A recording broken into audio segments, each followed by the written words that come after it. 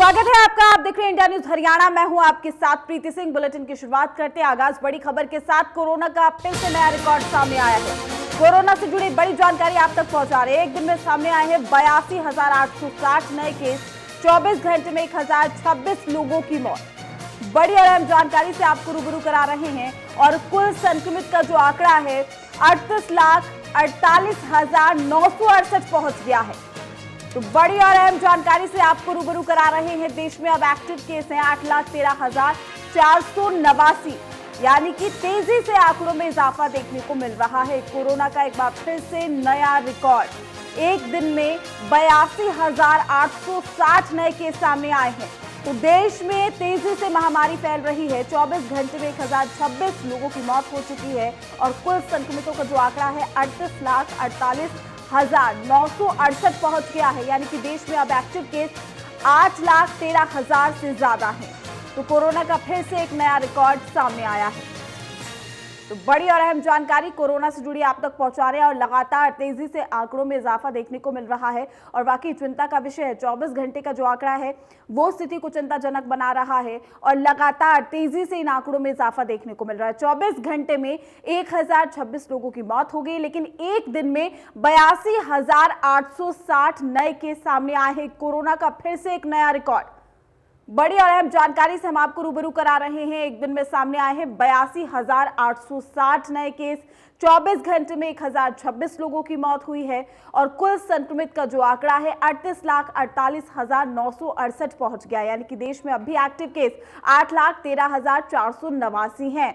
Corona से जुड़ी ताजा जानकारी हम आप तक पहुंचा रहे हैं। कोरोना का फिर से एक नया रिकॉर्ड बना है, चूंकि एक ही दिन में 82,860 नए केस सामने आ गए हैं और वाकई ये आंकड़ा डराता भी है, स्थिति को चिंताजनक भी बना रहा है, चूंकि तेजी से आंकड़ों में ये इजाफा देखने को मिल रहा है और हर दिन एक नया रिकॉर्ड निकलकर सामने आ रहा है। एक दिन में सामने आए हैं 82,860 नए केस।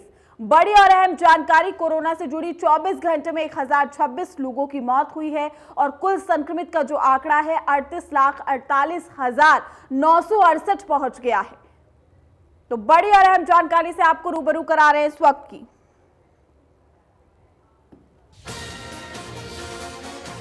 रुक करेंगे बड़ी खबर की ओर। प्रदेश में 24 घंटे में मिले हैं 1,792 केस। बड़ी और अहम जानकारी। एक दिन में 15 लोगों ने गंवाई है जान। प्रदेश के आंकड़ों का हाल हम आपको बता रहे हैं। Corona update. और प्रदेश में अब भी अगर हम बात करें तो एक दिन में 15 लोगों ने अपनी जान गंवा दी है। कुल मरीजों की संख्या 68,218 है। प्रदेश में अब भी 12,622 एक्टिव केस है। 54,875 मरीज हालांकि रिकवर भी हुए हैं। बड़ी और अहम जानकारी से हम आपको रूबरू करा रहे हैं। तो प्रदेश में 24 घंटे में 1,792 नए केस सामने आए हैं। एक दिन में 15 लोगों ने अपनी जान गंवाई है। तो प्रदेश में भी कोरोना का सीधा असर दिखाई दे रहा है। तेजी से प्रदेश में भी आंकड़ों में इजाफा देखने को मिल रहा है। प्रदेश में अभी 12,622 एक्टिव केस हैं। तो 54,875 मरीज रिकवर भी हुए हैं। 24 घंटे में 1,792 केस मिले हैं। एक दिन में 15 लोगों ने अपनी जान गंवाई है। बड़ी और अहम जानकारी से आपको रूबरू करा रहे हैं। कुल मरीजों की संख्या 68,218 है और तेजी से आंकड़ों में प्रदेश में भी इजाफा देखने को मिल रहा है।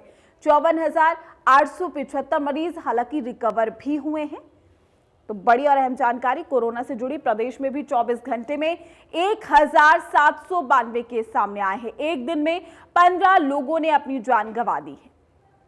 तो तेजी से आंकड़ों में इजाफा। स्थिति प्रदेश में भी चिंताजनक बनी हुई है। हालांकि प्रदेश में अब भी 12,622 एक्टिव केस हैं। चलिए अब रुक करेंगे इसी बीच बड़ी खबर की ओर। आपको बता दें यूएस से इंडिया स्ट्रेटेजिक पार्टनरशिप फोरम को संबोधित करेंगे पीएम नरेंद्र मोदी। बड़ी और अहम जानकारी। फोरम के तीसरे शिखर सम्मेलन को संबोधित करेंगे पीएम। आज रात 9 बजे वीडियो कॉन्फ्रेंसिंग के जरिए करेंगे संबोधित। तो बड़ी और अहम जानकारी से आपको रूबरू करा रहे हैं। तीसरे शिखर सम्मेलन को संबोधित करेंगे पीएम। रात के 9 बजे वीडियो कॉन्फ्रेंसिंग के जरिए संबोधित करेंगे। तो तीसरे शिखर सम्मेलन को संबोधित करते हुए दिखाई देंगे पीएम नरेंद्र मोदी। रात के 9 बजे वीडियो कॉन्फ्रेंसिंग के जरिए संबोधित करेंगे।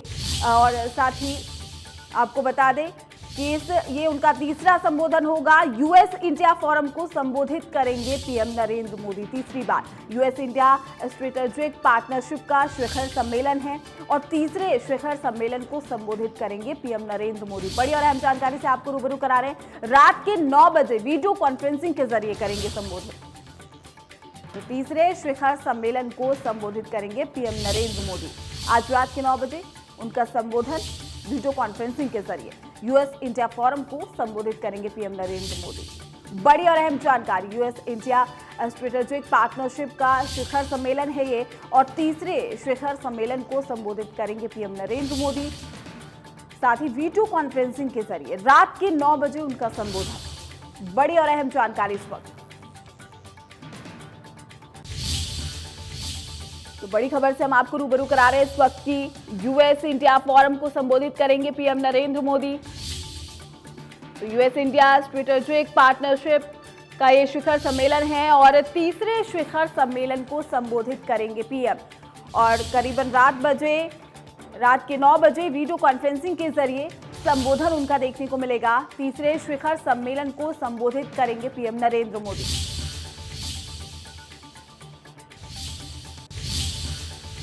खबरों में आगे बढ़ेंगे, बात करेंगे। शिक्षा मंत्री कंवरपाल गुर्जर ने कहा है कि फाइनल ईयर की परीक्षा होनी चाहिए। उन्होंने कहा कि कोरोना की वजह से सारा जीवन बंद नहीं कर सकते। कोरोना कितने समय रहेगा किसी को नहीं पता, इसके लिए सारे काम नहीं रोक सकते। देखिए, एग्जाम फाइनल ईयर होने चाहिए, जहां कोर्ट ने भी उसमें इसी प्रकार के दिशा निर्देश दिए कि होने चाहिए। और मेरी अपनी व्यक्तिगत राय भी है कि जो फाइनल ईयर है उसके एग्ज़ाम होने चाहिए हर हालत में, क्योंकि पूरे जीवन में उसकी वही डिग्री काम आनी है। बार बार जहाँ भी हो जाएगा तो वही उसके काम आनी है। तो निश्चित तौर से वो एग्ज़ाम होने चाहिए। और जिस प्रकार से भी जिस प्रकार की उसमें ज़रूरतें पड़ेंगी तो सारों का हम पालन करेंगे। सोशल डिस्टेंसिंग और जिस प्रकार की और ज़रूरतें हैं, सैनिटाइज करने की ज़रूरत है और कोई भी जो भी ज़रूरत पड़ेगी, जो विशेषज्ञ कहेंगे उसको मानेंगे, जो डॉक्टर कहेंगे। नहीं, देखिए ऐसा है, देखिए रिस्क तो अब कोरोना की वजह से सारा जीवन तो बंद नहीं कर सकते। अब ये नहीं पता कि कोरोना कितने टाइम तक रहेगा। कोई ऐसा नहीं निश्चित है कि कोरोना 1 महीने के बाद जाने वाला है, तो अभी आप 1 महीना और वेट कर लो। तो अब कोई निश्चित टाइम नहीं है, कोरोना तो पता नहीं कब तक रहेगा। तो इसके लिए ऐसा नहीं है कि हम सारे काम रोक देंगे। ये सही बात है कि जो लोग ये कह रहे हैं कि बहुत बड़ी संख्या में केस बढ़ रही है, सही है बात उनकी, पर यह भी सही बात है कि जो रिकवरी रेट है वो भी बहुत बढ़िया है। तो कोई ऐसा बहुत बड़ा वो नहीं है। मैं ये भी नहीं कहता कि बिल्कुल इसके प्रति लापरवाह हो जाए। मेरा मानना ये है कि जो भी नियमों की बात कही है कि किस चीज़ का परहेज हमने करना है, किस प्रकार से हमने दूरी बना के रखनी जो है, उनका पालन करते घबराने की कोई जरूरत नहीं। बस केवल उनका पालन करें, ठीक तरीके से काम करें। देखिए, स्कूलों के बारे में हमारी तो तैयारी है पूरी। मैंने कई बार ये बात कही कि हम स्कूल खोलने चाहते हैं, लेकिन जब तक हमें केंद्र से कोई परमिशन नहीं मिलती तब तक हम कुछ नहीं करेंगे।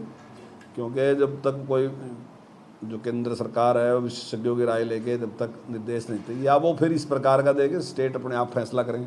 अगर इस प्रकार का कोई आता है तो फिर हम विशेषज्ञों की राय से हम निर्णय लेंगे। मैंने आपसे कई बार पहले भी कहा कि हम चाहते हैं कि 10वीं 11वीं 12वीं के स्कूल खुल जाएं, तो कोई खतरा नहीं, मुझे नहीं लगता कोई खतरा है ऐसा। और देखिए, अब घटनाएं तो घटती रहती हैं कहीं भी, चाहे अगर हमने स्कूल नहीं खुला तब क्या घटनाएं नहीं घटती, तब भी घटती हैं, छोटे मोटे होते हैं। और जैसी भी परिस्थिति होती है उनका सामना करना हमारी ड्यूटी है। मतलब हमें दिलेरी के साथ उनका सामना करना। खबरों में आगे बढ़ेंगे, बात करेंगे। कोरोना काल में महर्षि दयानंद विश्वविद्यालय ने फाइनल ईयर के छात्रों की परीक्षा कराने का फैसला लिया है और यही नहीं, प्रैक्टिकल की परीक्षा शुरू कर भी दी गई है। परीक्षा करवाने से पहले छात्रों की ऑनलाइन राय जानी गई, जिसमें 1 लाख में से लगभग 50% छात्रों ने ऑफलाइन परीक्षा और करीब 35% छात्रों ने ऑनलाइन परीक्षा देने पर सहमति जताई है। छात्रों की राय जानने के बाद विश्वविद्यालय प्रशासन ने प्रश्न पत्र बनाने का काम तो शुरू कर दिया है। ऑनलाइन परीक्षा के लिए किसी एजेंसी को हायर करने पर भी काम चल रहा। स्नातक के छात्रों के लिए ऑब्जेक्टिव व स्नातकोत्तर के लिए डिस्क्रिप्टिव परीक्षा होगी। महर्षि दयानंद विश्वविद्यालय की डीन अफेयर नीना सिंह ने बताया कि यूजीसी ने विश्वविद्यालय को इस कोरोना संक्रमण के काल में भी फाइनल ईयर की परीक्षा कराने का आदेश दिया है।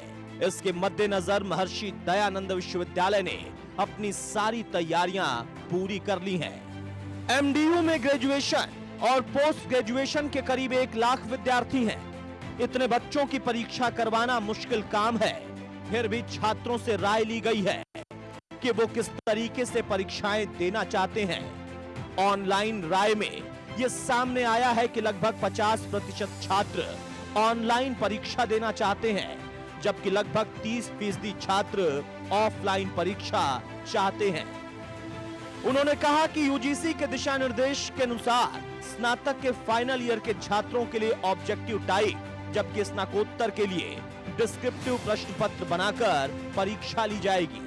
ऑनलाइन सर्वे करवाने का हमारा बेसिक पर्पस था कि जो हमारे स्टेक होल्डर्स हैं, स्टूडेंट्स हैं, चॉइसेस वहाँ से आनी चाहिए, how would they like to appear.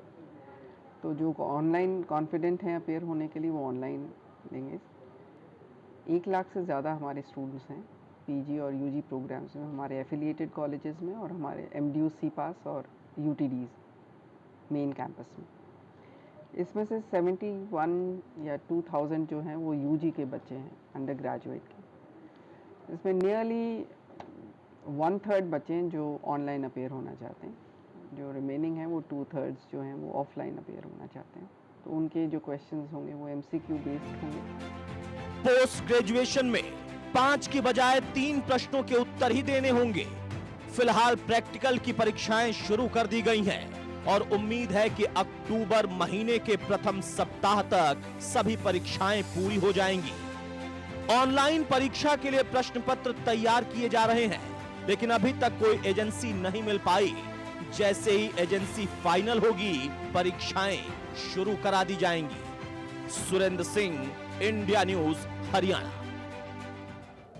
अब बात करेंगे बबीता फोगाट की। राजीव गांधी खेल रत्न पुरस्कार के नाम पर आपत्ति पर कंवरपाल गुर्जर ने कहा है कि जिस चीज की घोषणा हुई उस पर कुछ कहना उचित नहीं है, पर खेलों में देश का नाम रोशन करने वाले खिलाड़ियों के नाम पर अगर नाम रखे तो खिलाड़ियों को ज्यादा प्रेरणा मिलती है। जिस चीज का एक बार घोषणा है कि मैं तो उसके बारे में कुछ ऐसा नहीं कहता, पर लेकिन मेरा ख्याल है जो खेल के अच्छे खिलाड़ी हैं, जैसे ध्यान सिंह जी हैं और हैं जैसे मिल्खा सिंह जी हैं, जो ऐसे अच्छे जिन्होंने देश का नाम खूब, पीटी उषा है, जैसे बहुत अच्छे अच्छे खिलाड़ी जिनसे प्रेरणा मिलती है, तो मेरे ख्याल से अगर हम उनके नामों पर रखें तो ज़्यादा अच्छा लगता है, क्योंकि उनसे लोग प्रेरणा लेंगे कि देखिए पीटी उषा ने देश का ऐसे नाम किया, मिल्खा सिंह ने हिंदुस्तान का नाम ऐसे देश में, मिल्खा सिंह जी ने ना अपना जो हमारे क्रिकेट के थे, अभी मैंने नाम लिया, तो उन्होंने जिस प्रकार से देश का नाम किया, और भी बहुत से खिलाड़ी ऐसे जिन्होंने देश का नाम बहुत रोशन किया, तो उनके नाम पे हो तो ज़्यादा अच्छा लगता है। लेकिन मैं ये नहीं कहूँगा कि किसी के नाम को समाप्त किया जाए।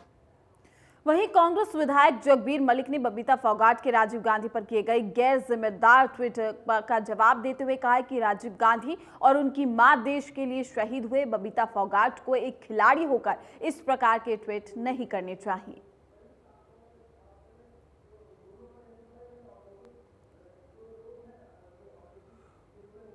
ये मैं समझता हूँ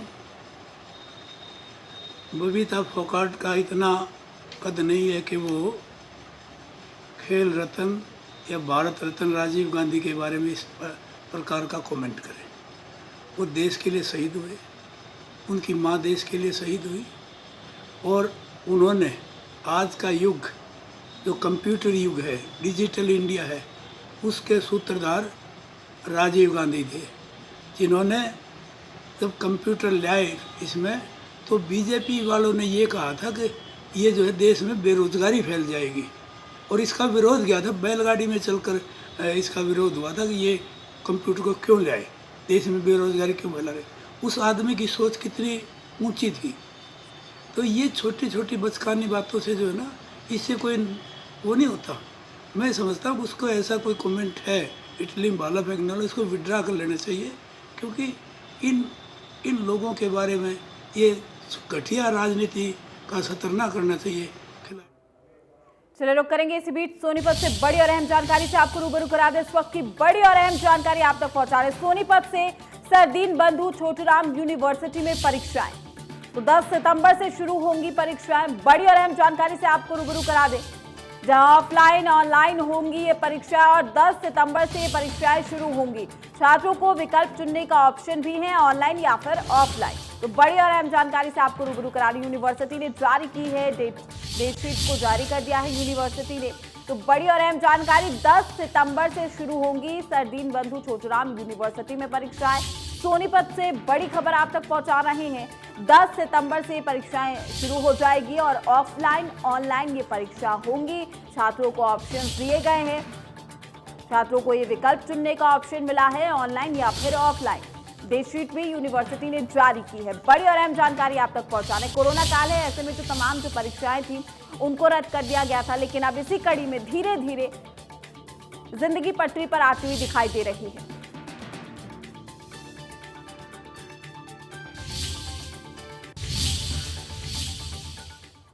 खबरों में आगे बढ़ेंगे, लेकिन नजर डालते हैं हेडलाइंस पर। खास खबर के प्रस्तुत करता है हेम पुष्पा। इम्यूनिटी बढ़ाए, स्वस्थ बनाए, महिलाओं की नंबर 1 आयुर्वेदिक औषधि व टॉनिक। सह प्रायोजक पेट सफा आयुर्वेदिक चूर्ण। पेट सफा तो हर रोग दफा।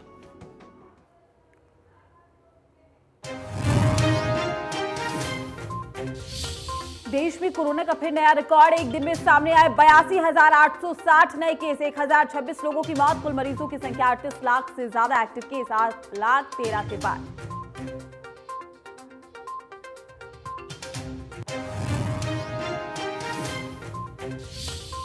प्रदेश में 24 घंटे में मिले 1,792 नए केस, 15 लोगों ने गंवाई जान। कुल मरीजों का आंकड़े की संख्या हुई है 68 के पार, एक्टिव केस 12,500 से ज्यादा।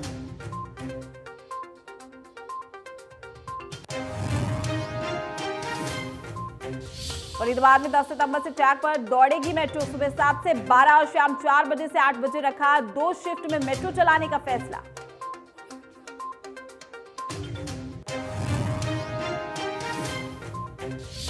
पबजी समेत 118 चीनी ऐप पर रोक, भारत चीन सीमा पर बने हालात के बीच सरकार का फैसला, तीसरी बार लगाई गई पाबंदी।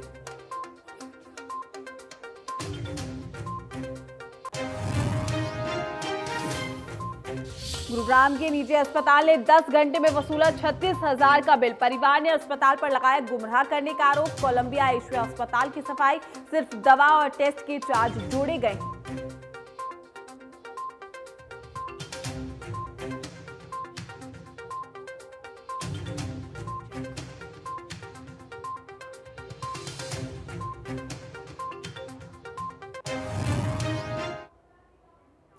चलिए खबरों में आगे बढ़ते हैं, बात करेंगे। कांग्रेस नेता रणदीप सुरजेवाला ने कहा है कि कोरोना महामारी पर रोकथाम नहीं की गई है। जिस तरह से कोरोना केसों में आए दिन हजारों की तादाद में बढ़ोतरी हो रही है, उससे जाहिर है कि इस सप्ताह पूरे भारत में 40 लाख से ज्यादा आंकड़ा हो सकता है। सुरजेवाला ने यह भी कहा कि मुख्यमंत्री मनोहर लाल के स्वस्थ होने के लिए वो भगवान से प्रार्थना करते हैं, लेकिन देखना यह है कि मुख्यमंत्री मनोहर लाल और उप मुख्यमंत्री दुष्यंत चौटाला कोरोना को लेकर क्या कदम उठा रहे हैं।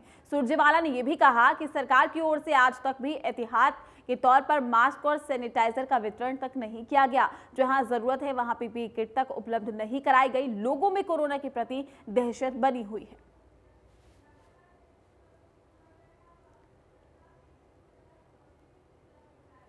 तो कोरोना केस में बढ़ोतरी हो रही है। 40 लाख का आंकड़ा देश में कोरोना संक्रमण लगता है कि इसी हफ्ते में 40 लाख का आंकड़ा पार कर जाएगा। आज कोरोना संक्रमण के कुल केसेस हिंदुस्तान में 79,000 का आंकड़ा पार कर गए हैं, जो दुनिया में सबसे अधिक है। लगभग 825 मौतें प्रतिदिन हिंदुस्तान में हो रही हैं, जो दुनिया में सबसे अधिक है। अगर इसी गति से चलते रहे तो शायद इसी पखवाड़े में सितंबर माह के पूरी दुनिया में कोरोना केस सबसे अधिक हिंदुस्तान में होंगे। हरियाणा में कोरोना केसेस का आंकड़ा अब 67 और 68 हजार।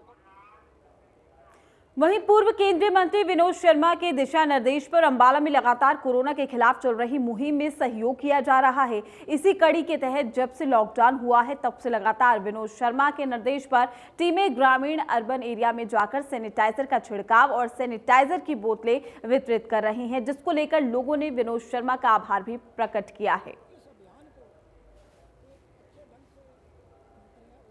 पूरे विधानसभा क्षेत्र में चाहे गांव हो चाहे गली हो, और चाहे शहर के बाज़ारों विधानसभा क्षेत्र के कोई भी ऐसा घर, कोई भी ऐसी गली, चाहे गांव की हो चाहे शहर की नहीं हुई, जो सैनिटाइज ना हुई। विनोद शर्मा जी के द्वारा जो निर्देश थे, उनकी टीमों ने बड़ी बेखूबी से इस कार्य को निभाया। विनोद शर्मा जी ये कहते हैं, जो मैंने ये विधानसभा क्षेत्र में सैनिटाइज करवाया और विधानसभा क्षेत्र में हर घर में हर परिवार को एक सैनिटाइज की बोतल दी, उसके बाद भी मैं परिवार का मुखिया होने के नाते मेरा एक धर्म है कि आगे भी जो भी कोई जरूरत पड़ेगी मैं अपने परिवार के साथ कंधे से कंधा मिला के खड़ा हूँ। चलिए फिलहाल के लिए इस बुलेटिन में इतना ही। आप बने रहिए इंडिया न्यूज के साथ।